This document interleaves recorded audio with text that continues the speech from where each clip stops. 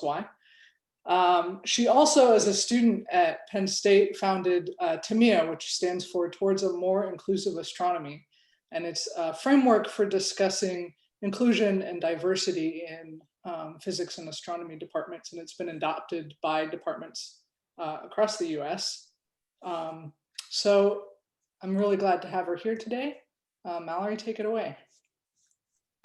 Well, thank you for the kind introduction, Jesse. And thank you all for having me today in what appears to be the last one. So hopefully you save the best for last. Let's see how this presentation goes. So thanks everyone for coming. Today I'm going to be talking about outflows and black hole activity in dwarf galaxies.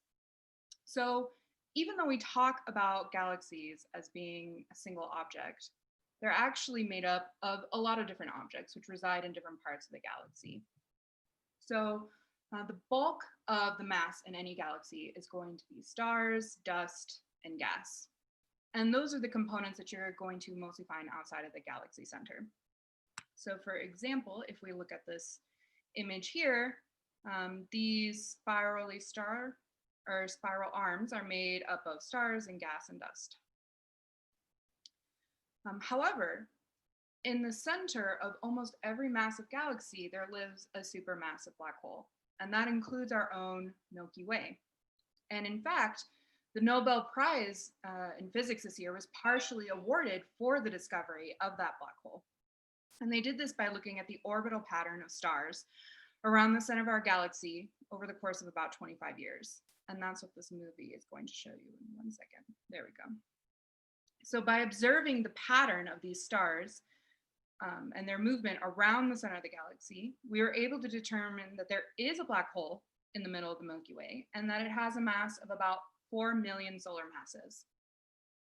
So while it's really great that we can observationally see these supermassive black holes in the universe today, one of the biggest unanswered questions in the field of active black holes is how did they actually form in the first place? So while we don't have a definitive answer, there are a couple theories for how they could have been initially formed in the universe.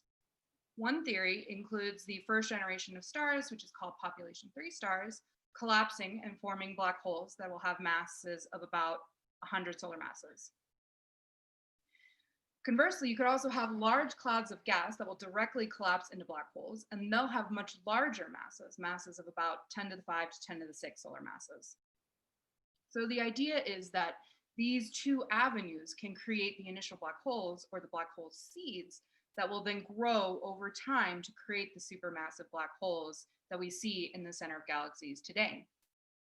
Unfortunately, we can't just go and look and see what the properties of these black hole seeds are because you really can only detect integrated light from high redshift or from early universe galaxies. And that's what this image here is showing you.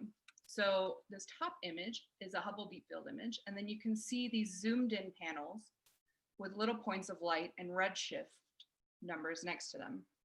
So those little points of light are actually entire galaxies. So that means all of the gas, the dust, the stars, and the black hole, everything within the galaxy is falling within that single point of light. So it makes it really difficult to kind of disentangle stellar processes from black hole processes and really try to understand what's going on inside those galaxies. So the only way that we can reliably detect black holes at that high redshift is if they are accreting material and are so bright that they can outshine their entire galaxy. And we call those kinds of black holes quasars.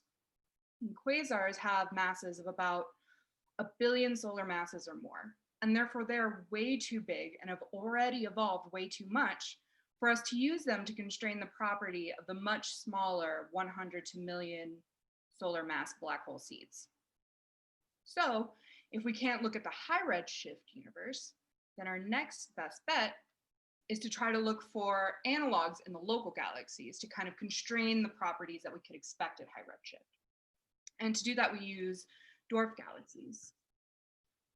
So the little splotchy galaxies that you see circled in white here are some examples of local dwarf galaxies. And you can see they're considerably smaller than your typical Milky Way-like galaxy. In fact, A typical limit for the entire mass of a galaxy is about 10 to the 9.5 solar masses, which is almost just the size of just the black hole and quasars. So these are really, really tiny objects. And dwarf galaxies have remained this small because they really haven't merged or interacted with other galaxies as much. And so that means that they're relatively untouched over cosmic time. So that means if there is a black hole in the center of these dwarf galaxies, they'll likely retain at least some memory of their black hole seeds, and they'll have significantly smaller masses than the black holes in the more massive galaxies. And on average, they're usually around at least 1,000 times smaller than the black holes in massive galaxies. So these black holes that we can find in dwarf galaxies are our best current option for constraining black hole seeds. So now that we know where to look, the next question would be, how do we look for these black holes in dwarf galaxies? So to do that, we can rely on our knowledge of the structure of an active black hole engine to try to find them at wavelength ranges where they might outshine the starlight. And that's what this kind of cartoon diagram here is showing you on the left. So in the center, you have the accreting black hole. And then right outside it, you have this very geometrically thin, optically thick accretion disk. And what's happening in that accretion disk is matter is spiraling inwards onto the black hole. And as that matter spirals inwards, they rub together and create friction. And then there are a lot of other processes that create photons that can provide energy to the surrounding region. So first, these photons will hit these gas pockets really close to the black hole. And because they're close to the black hole, they're spinning really fast. So they have broad profiles. So that's why we call this the broad line region. The photons will then travel further out and they'll hit these pockets of gas, which are moving a little bit slower because they're a little bit farther away. So we call that the narrow line region. Additionally, some of the photons will get absorbed by the dust in what we call the dusty torus, which we usually denote by a donut shape. And those photons will be absorbed and re-emitted in the infrared. And finally, we have these conical jet emission in the form of radio emission. And so these are kind of the main components of what we consider the black hole central engine. So some of the ways that we look for AGN, especially in dwarf galaxies, is by looking for bright radio emission from those radio lobes, bright X-ray emission from the engine itself, infrared emission from that dusty torus, and broad and narrow line emission from these pockets of gas, and that would be in the optical regime. However, because the black holes in dwarf galaxies are smaller, they're going to be less luminous. And that means it's going to be more difficult to detect in all wavelength bands because you could get confusion with stellar sources.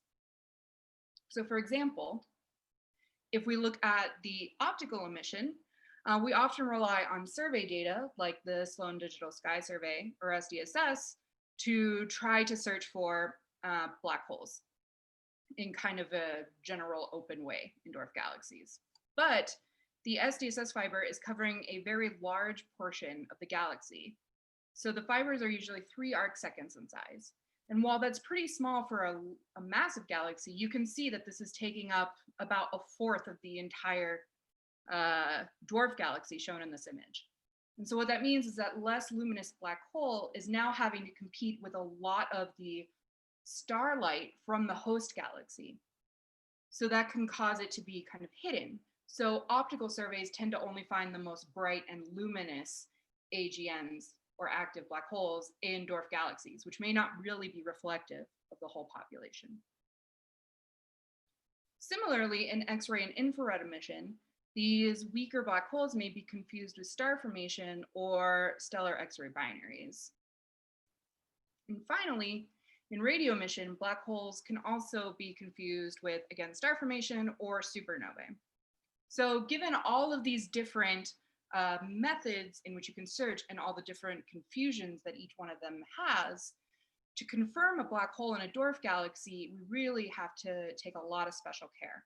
So in order to claim that there is definitively a black hole in a dwarf galaxy, we need unambiguous proof, which often means relying on using data from multiple bands or multi-wavelength data to unambiguously detect active black hole emission. And this kind of multi-wavelength approach is the basis of my project that I've been working on and the talk that I'm giving today. So earlier this year, my group found a sample of dwarf galaxies that had strong radio emission that cannot be explained by stellar processes. And the position of these radio sources are shown by the crosses in each one of these images. And the white circle represents the position of the SDSS spectrum if the object has it. And it's usually put on the nucleus of the galaxy. So as you can see, some of these radio sources fall outside of that SDSS spectrum or fall outside of the nucleus of the galaxy. So that's pretty exciting. This may be the first time that we can definitively say, hey, we see black holes outside of the nucleus of dwarf galaxies. However, the SDSS spectra do not show any optical signatures of AGN. And this is true even for objects like ID82 here, where the radio source is overlapping the SDSS fiber. So you can see there's some tension here. On one hand, the radio emission is saying, yes, for sure, there's definitely a black hole here. It's way too strong radio emission to be explained by stellar process. And the optical emission is saying, well, I don't know. I don't really see any evidence for AGN activity. It looks like stellar processes to me. So we don't know if there's really just not a black hole there, or if there's just too much light from the host galaxy that's hiding the black hole in that SDSS spectrum. So really the only way to answer it is to get higher spatial resolution optical data to see if we can actually detect the black hole once we remove some of that light from the host galaxy. And so that's what my project aimed to do. We observed these galaxies with an integral field unit, or IFU data, on Gemini to better isolate that black hole candidate, or better isolate the optical spectrum associated with that radio source. So my goals are to confirm the radio emission is indeed associated with a black hole, and to see if we can look at the effects of the black hole on its host galaxy using optical emission. For this talk, I'll be focusing on the object ID82, which I have circled here. This one is one of the brighter objects in the sample, and the radio emission, that red cross, is aligned with the nucleus of the galaxy. So instead of having to wonder whether or not it's a background source, like we might have to do with ID48 or ID65, we know that it's likely associated with this dwarf galaxy. That means we can really focus on trying to hone our black hole detection methods and look at its influence on the host galaxy. So I've been saying that I took IFU data a lot, but what does IFU data actually mean? So integral field units, or IFU, are bundles of fibers that are packed together to point at the sky and collect light. And so as a result, you'll get information along 3 axes. You'll have 2 spatial axes, in this plot denoted by X and Y, and then you'll have 1 spectral axis, which they say is the wavelength axis, or Z. So you can look at IFU data in 2 different ways. If you hold the wavelength fixed and then look at all of the positions in the field of view, you could get an image of the galaxy at a single wavelength. Meanwhile, if you held the position X and Y fixed and then looked along this spectral direction or this wavelength direction, you're going to get the spectrum from a single pixel. So let's start by looking at a 2-dimensional image of the optical gas in ID82. So this plot is showing the collapsed optical emission. And what that means is I took all of those 2D images at all the different wavelengths and added them up together. And the reason that we would be interested in this kind of plot is we can identify the physical position of any peaks in the optical emission. So the black cross here represents the radio source, and you can see that it aligns pretty well with the bright spot in the optical emission.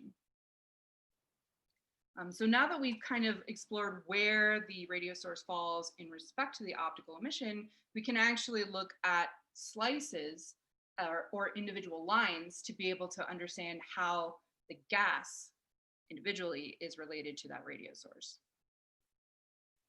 So to do that, I created what's called flux maps. And I specifically chose the 016300 line. So the way I created this map is that I created a spectrum at each pixel, and then I measured the flux of that 01 line.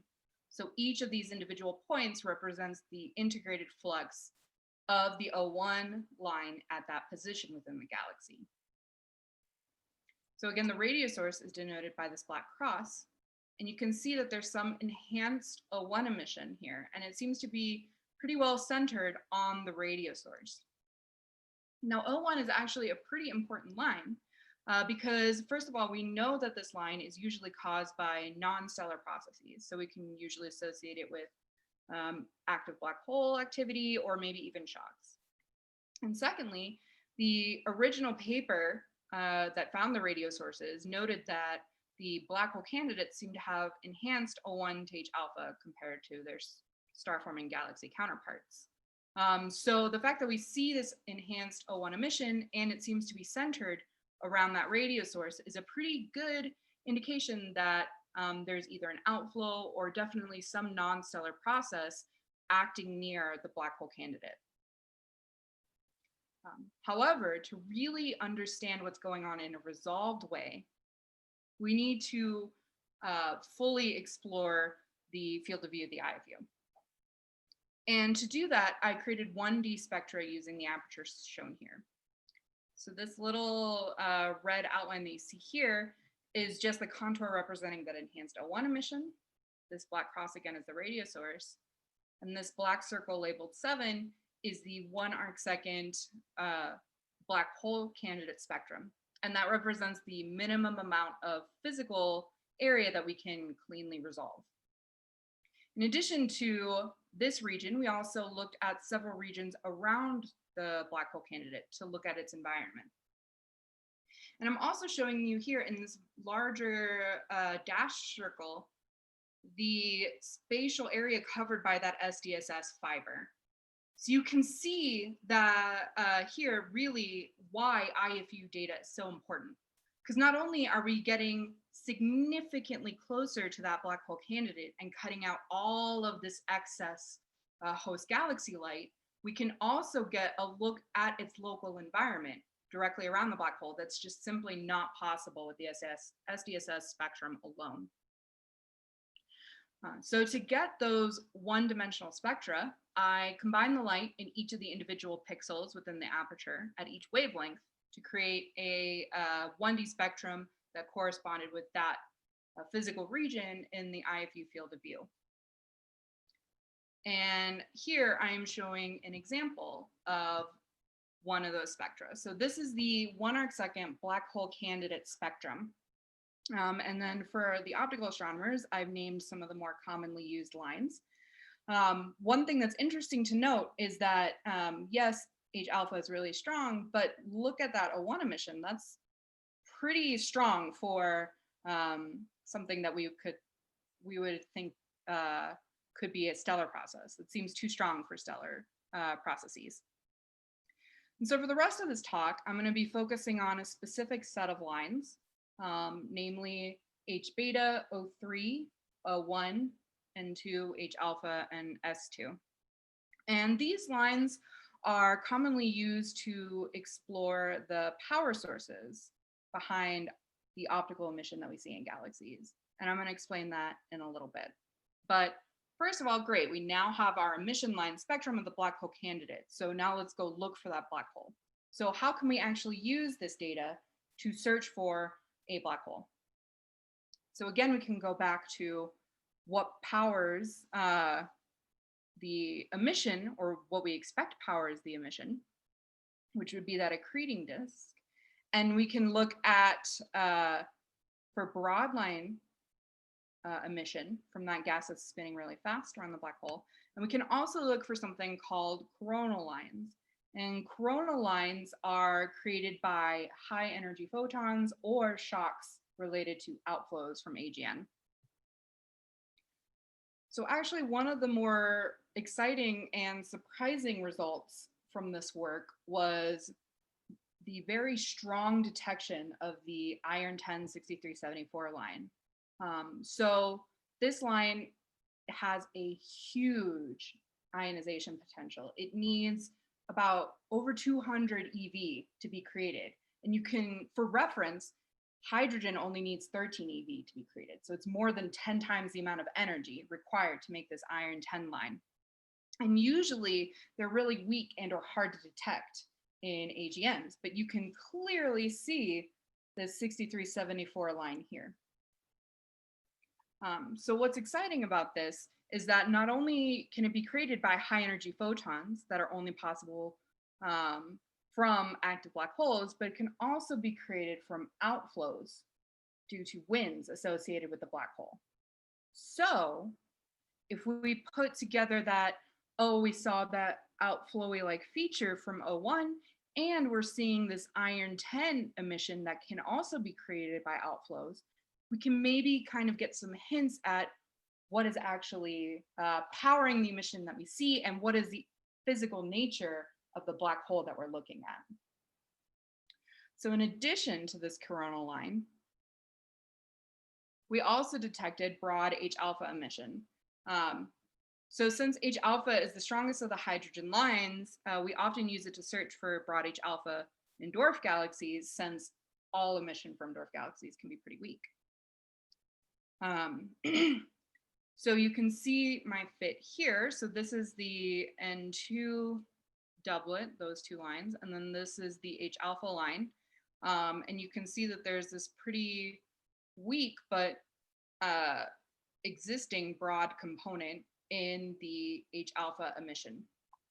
So if we assume that that broad line is coming from the broad line region around the black hole, we estimate the black hole mass for this galaxy to only be 10 to the 4.85 solar masses, or the mass of about 70,000 suns. So that's a pretty small black hole, considering the kinds of massive black holes we were looking at with quasars. So now that we have some single line evidence for black hole activity, how can we use the rest of the data to further confirm the presence of a black hole and or look at its effect on the host galaxy? So to do that, we need to expand out of studying individual lines. Luckily, there are a lot of known line ratios that depend on the energy source powering the gas.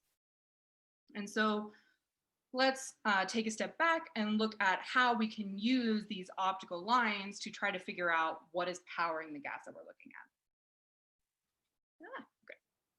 So let's first look at a typical active black hole spectrum, or an AGN spectrum. So in an AGN spectrum, doubly ionized oxygen O3 will be stronger than singly ionized oxygen O2, but you still get a lot of emission in O1. Conversely, in a star-forming region, O2 is stronger than O3, and you get almost no O1. And the difference in these line strengths lies in the way that the different objects power the gas. So let's talk about how an active black hole powers a gas. So as we talked about before, the different components of the black hole will emit photons at different wavelengths. So that dusty torus will emit a lot of mid-infrared emission, and the accretion disk will emit a lot of optical and UV emission, and more importantly, there's going to be a significant amount of hard X-ray photons. So these high energy photons allow for high ionization lines and for that creation of O1 that we saw before. And that has to do with how the photons penetrate the gas. So really, really close to the black hole, you're going to have a highly ionized region. And that's where you're going to have your recombination lines like H alpha and H beta, and also your high ionization lines. But a little further out, those more energetic photons can penetrate the gas further, and they'll create what's called a partially ionized zone. And in that region, you're going to have a lot of collisionally excited lines and low ionization lines. And the bulk of O1 emission will be coming from those partially ionized zones. So because you have those high energy photons created by the AGN, they can penetrate further into the gas, creating that partially ionized zone, and therefore creating that O1 emission that we saw. Conversely, if we just look at star forming regions, they have a different distribution of photons that they emit. So stars are black bodies, and the most energetic stars or younger stars will emit the bulk of their photons in the ultraviolet, which has a lot lower energy than those high X-ray photons. So that means that stars do a great job at creating highly ionized regions where you can have your H alpha lines and your H beta lines. But they don't have those high energy photons to create this partially ionized zone. So if it's even there, it's going to be really, really small. So what that means is because you have lower energy photons, you don't get as much O1 emission because you don't have as big of a partially ionized zone. And so that is why you get more O1 emission in the AGN spectrum than you do in the star forming spectrum. And so what we just walked through is just one example of how you can think about the different power sources that are supplying the energy can be used to create the different relative line ratios that you see in the different objects. However, there is a little twist, which is that active black holes don't just provide photons to their surroundings. They also have outflows, which can create shocks, and those shocks can provide a lot of emission or a lot of power and energy to the surrounding gas as well. And we know this to be true because of low luminosity AGN, and specifically LINERs. And LINERs stands for low ionization nuclear emission region. And for the longest time, they were quite the mystery because they have strong O2 compared to O3, and that's more like a star forming region. But they also have significant O1 emission, and that's more like an AGN. So, and in fact, it's those three lines that define the entire class itself. So if it doesn't look like an AGN photoionization and it doesn't look like a star forming region photoionization spectrum, then the big mystery was what could be powering the emission that we're seeing from these objects in the first place. Now, we actually know that most LINERs do harbor an AGN, so we would expect that there should be something like an AGN spectrum. So maybe this isn't super surprising, but the fact that there's a lot of O2 compared to O3 is still pretty confusing. However, we know that most of these low energy or low luminosity AGN in LINERs are not energetic enough to explain all of the emission through just the photons. And so that's what this plot here is showing you. So on the y-axis, you have the photon rate that's supplied by the AGN. And on the x-axis, we have the photon rate that we observed in hydrogen emission. So to have all of the emission from these objects explained just through photoionization or photons from that accretion disk around the black hole, then the objects needed to fall at least on or above this solid line for that to be true. And so you can see most of the galaxies fall underneath that line. So that means that photoionization really isn't enough to explain what's going on. So I actually looked into this project or this question a couple years ago, and I used pretty similar tools to what we're looking at today to try to look at what was powering the gas in these objects. And so I actually found that it's a combination of shocks and photoionization that create the LINER-like spectra we see. And this is because as the black hole accretes at a slower rate or is a lower luminosity, you're basically taking a dial and turning down the amount of photons that are going to be produced by that AGN.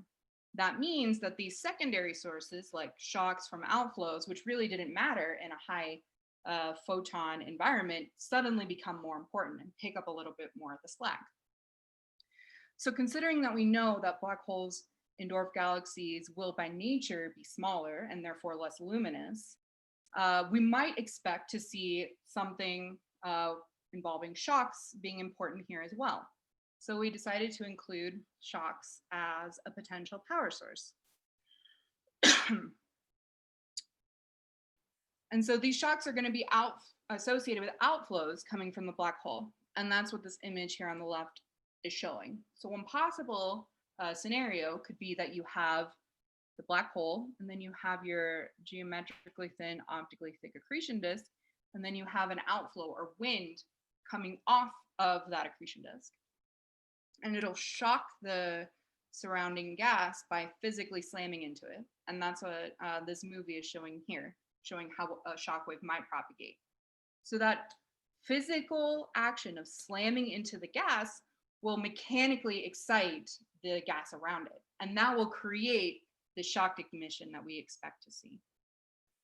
So, given all the ways that we could expect the gas around the black hole to be powered, we're really interested in testing four main types of power sources, and they're broken into two main groups. One is the shocks group, and one is the photoionization group.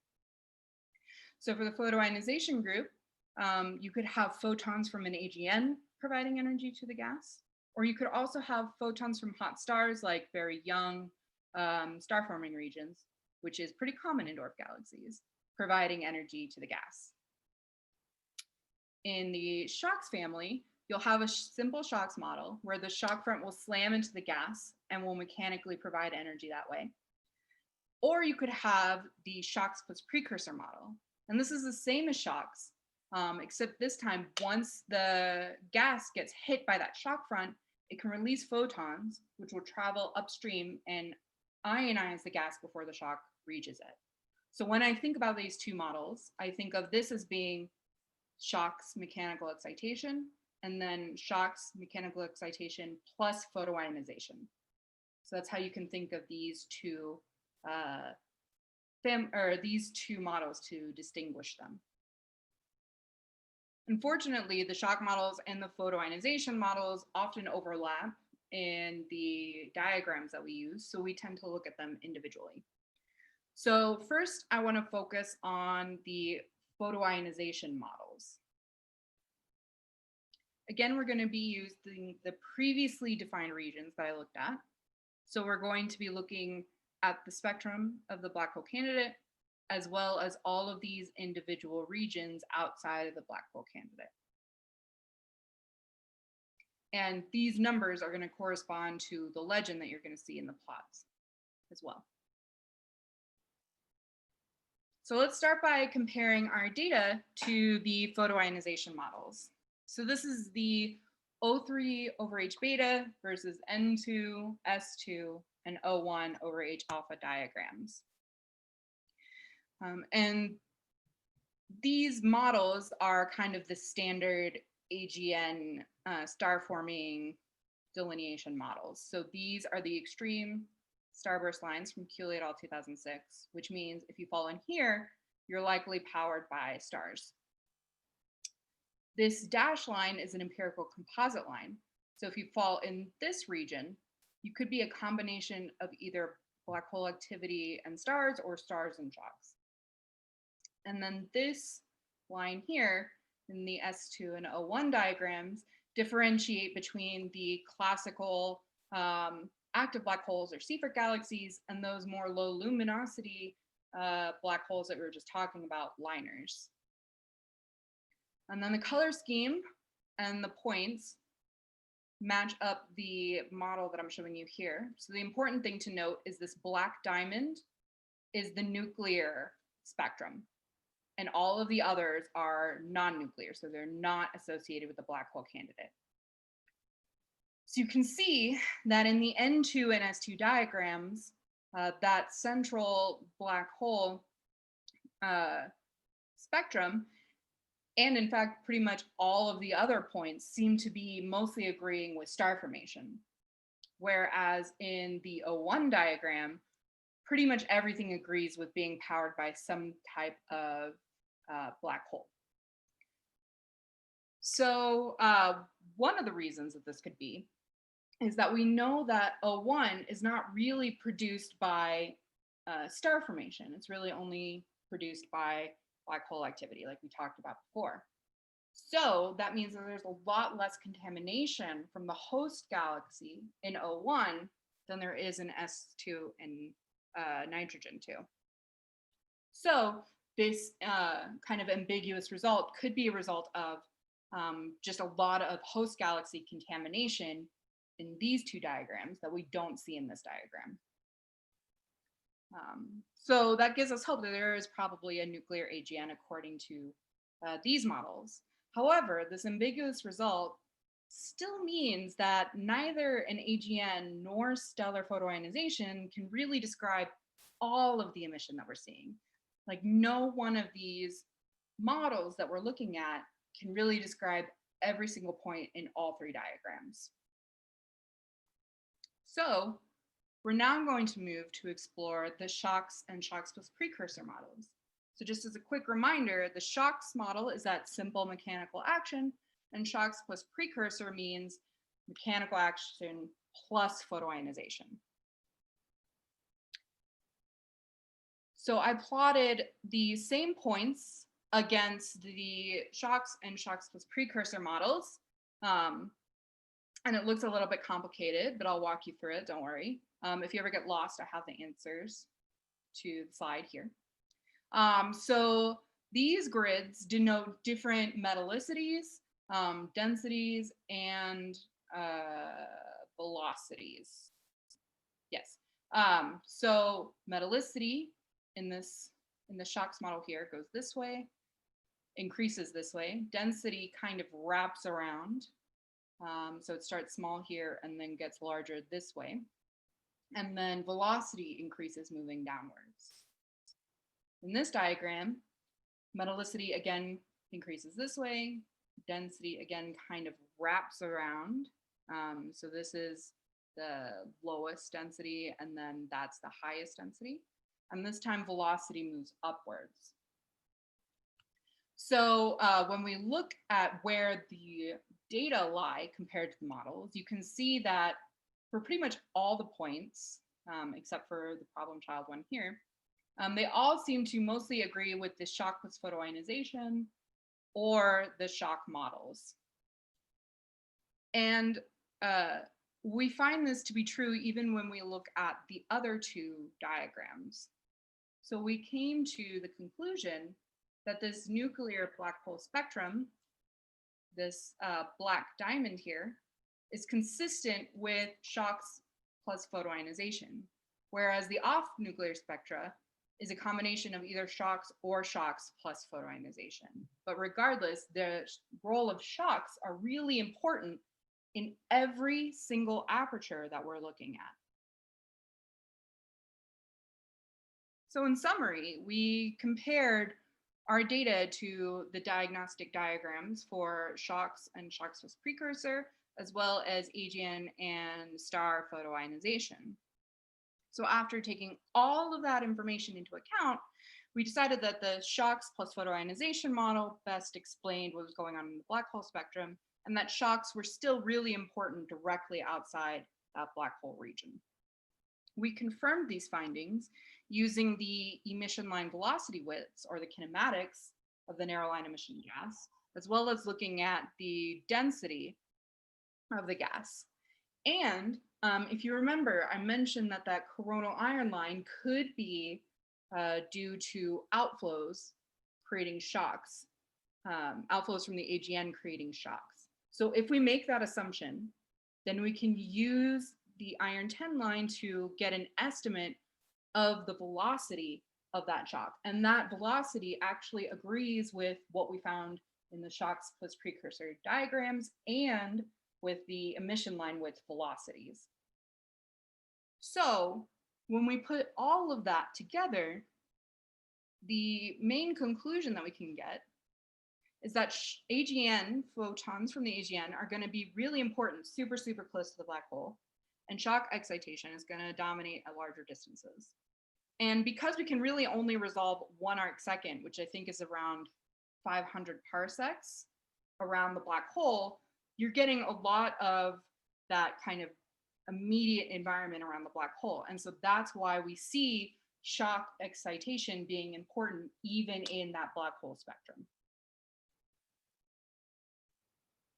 And what's really interesting is that is literally the same combination of energy sources that we saw in those much, much more massive low luminosity AGNs in those liners. The only difference here is the black hole is much, much smaller.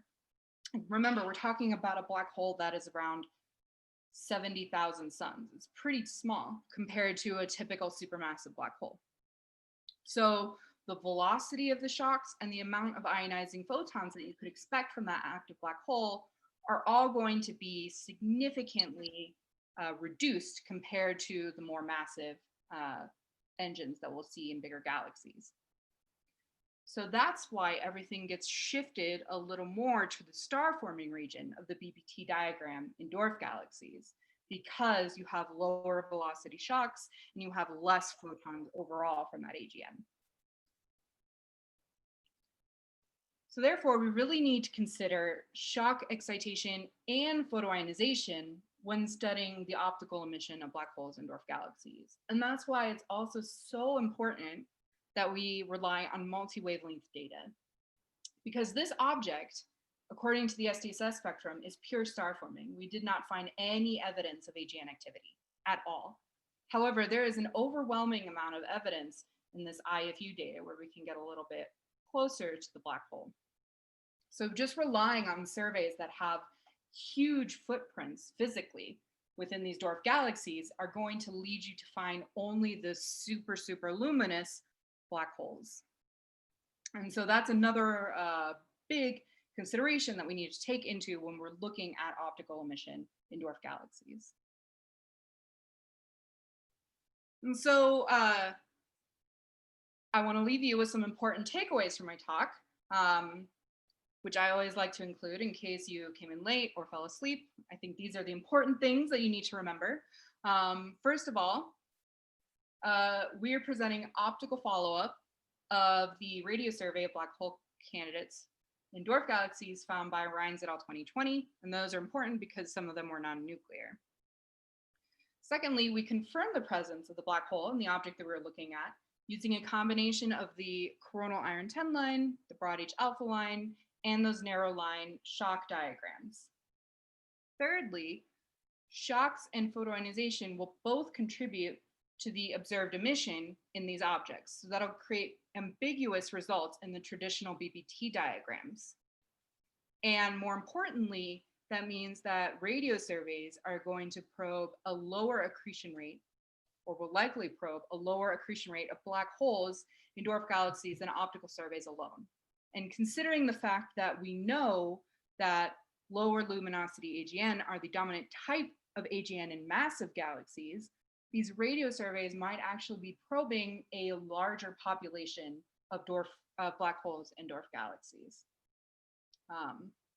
So with that, I want to say thank you for your time, and I'll take any questions. Thank you.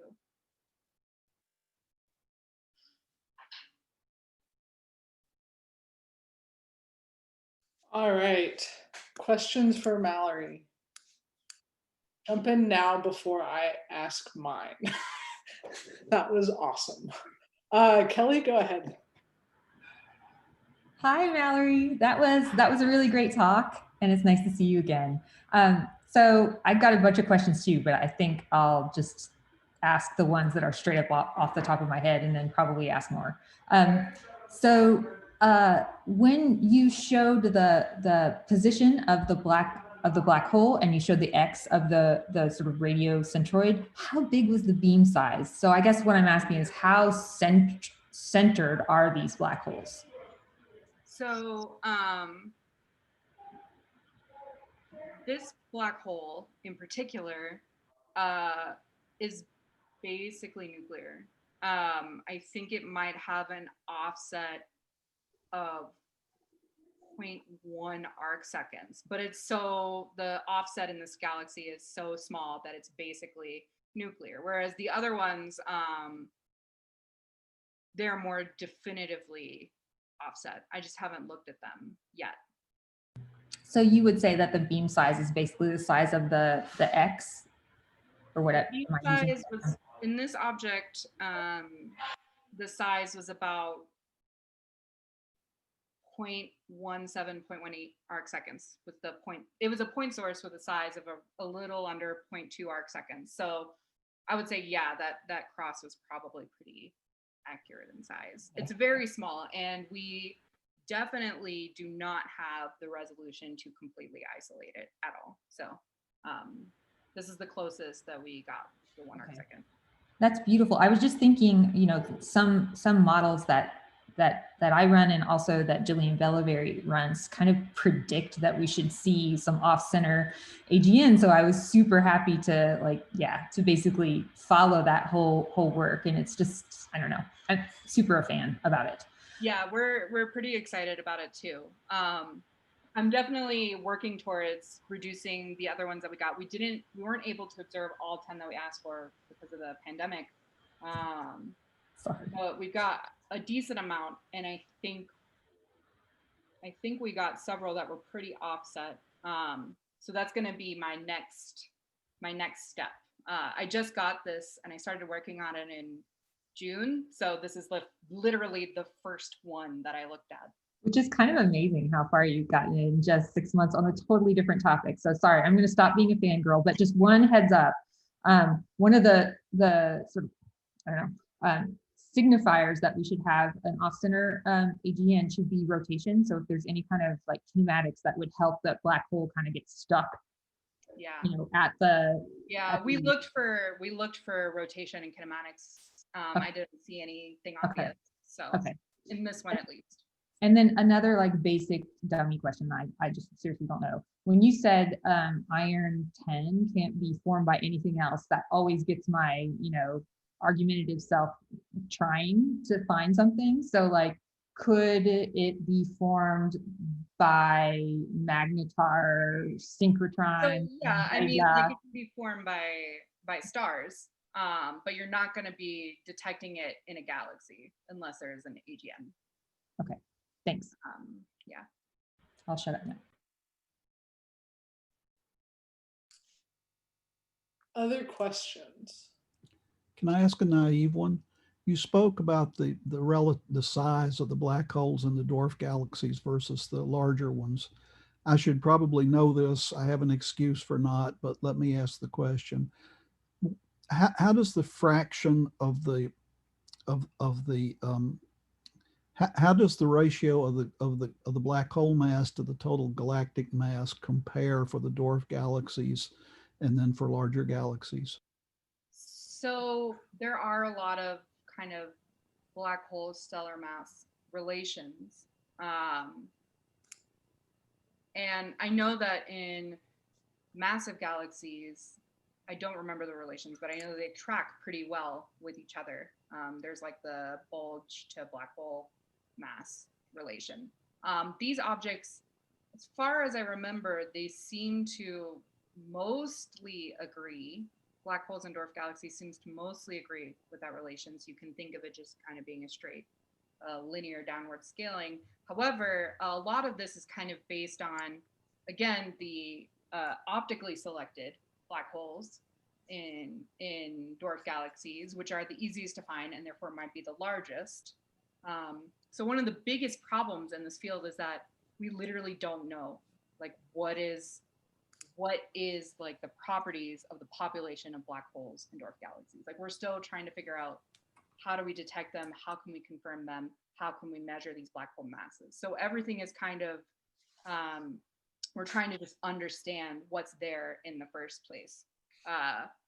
So as far as I know, there is a scaling and it seems to agree, but there are a lot of kind of caveats and limitations to what we currently have for me to really be able to say anything definitive. They will definitely be smaller because the galaxies are smaller. But yeah, I think they tend to be, if you want a rule of thumb, they tend to be around 10 to the 5 solar masses or smaller are the, like, ish, or the sizes of black holes in dwarf galaxies.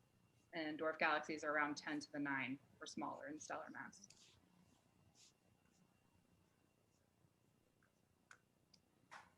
Okay, I'm gonna ask a question really quick before someone else thinks of one. Mallory, you mentioned that you're finding like this same sort of behavior in your liner sample that you're finding in these dwarf galaxies, even though the masses are really different. Have you looked at their Eddington ratios and luminosities?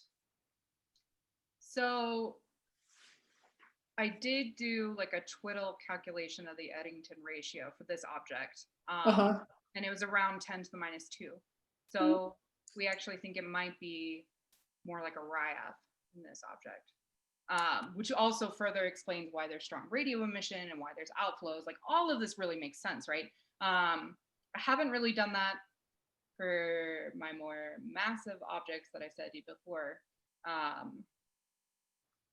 Because yeah, I don't know, I didn't really think about it. But yeah, I think that's interesting, thinking about the Eddington ratios and thinking about it just being scaled down. But I think there's also something that you can say about maybe it's just that the radio selected objects in black holes are just really either RIAF dominated or just super, super low luminosity. So yeah, I think it's kind of an interesting thought that we're actually working on looking at in other galaxies. And then, do you remember if the radio emission was resolved in the selection paper? It's not resolved? For this object, it's not resolved. It's okay. Pointless. I think some of them may be resolved, but I don't remember which ones off the top of my head. I was really wondering about this one. Okay, that's yeah. It's not resolved. It was a 0.2 arcsecond radio source. Okay. Other questions? Someone had one in the chat. That was me, and I had a follow-up question, but I pushed the wrong button to unmute. The follow-up question was, if you just consider the population of dwarf galaxies, is the black hole to galaxy mass constant within that subset, or is that highly variable, or is that known? I don't know if that's super known off the top of my head. I don't know if we have enough galaxies to fully make that claim. And I think that a lot of people who did that work relied on optically selected black holes to look at that relation. And optically selected black holes are going to be more luminous, so they may be higher mass by default. So it's kind of hard to say right now what the true relation is. Thank you. Yeah. I have a quick question, which you may have answered when you were talking with Kelly, but you chose, I guess, ID 82, where it was nicely centered. The radio source was nicely centered. And you have several that were nicely centered, and then you have many that were not. Do you have a favorite one you want to focus on next? Nicely centered or not? Yeah. So I'm going to be focusing probably on these two next, because I'm getting some extra data for them. I'm personally super, super interested in this one, even though it's not super offset, because this is a starburst dwarf, and starburst galaxies are like hella complicated. And so you're adding on top of that, trying to look for AGN activity with a lot of star formation. I think that's going to be really interesting. I'm also interested in the ones that are definitely offset. However, I know that they're going to be a lot weaker, because you're going to be looking outside of like the brightness peak of these galaxies. So I think, yeah, I'm super excited to see if I can confirm that there's a black hole presence there. But I'm also really excited about the central ones, because I can really explore the environment, and exploring in the environment around things is like my jam. Like, you're pretty excited about it, so. Very nice. All right, I think we're about out of time. Let's thank Mallory again, and we'll wrap it up. Mallory. Thank you. Thank Bye, you, everyone.